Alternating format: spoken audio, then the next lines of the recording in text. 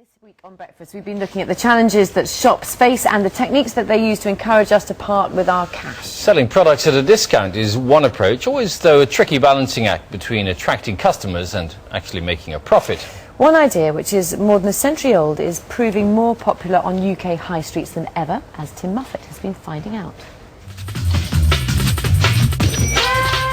Grabbing a bargain. Something UK shoppers have always enjoyed, but now more than ever. Discounts, offers and deals. They've become the retail phenomenon of recent years. And while some high street shops are struggling, this one certainly isn't. The company will hit £300 million turnover this year. Next week we'll be opening our 150th store. You don't have to ask the price here.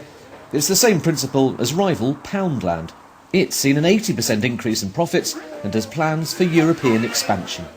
The single price point phenomenon is such an easy concept for everyone to understand. You look in your basket, you've got 5 items, you know you spent £5. So, simple value works very well for us.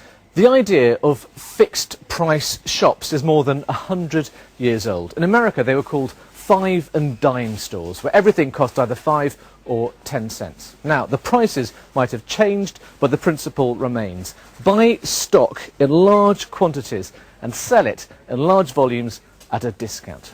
We're seeing a lot more middle-class customers coming to our stores, and that's been reflected in the products we sell. We stock extra virgin olive oil, we stock pesto. But not everyone likes to do that, because some people do protest. That's right. Well, for example, when we opened in Stroud, we had a Facebook campaign in that town against us, and they signed up 1,500 members.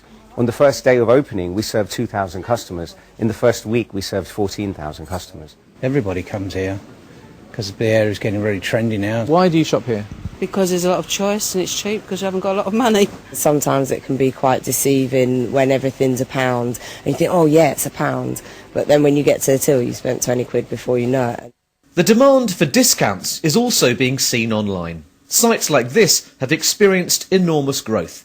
There are daily deals, but they're only available if enough people sign up.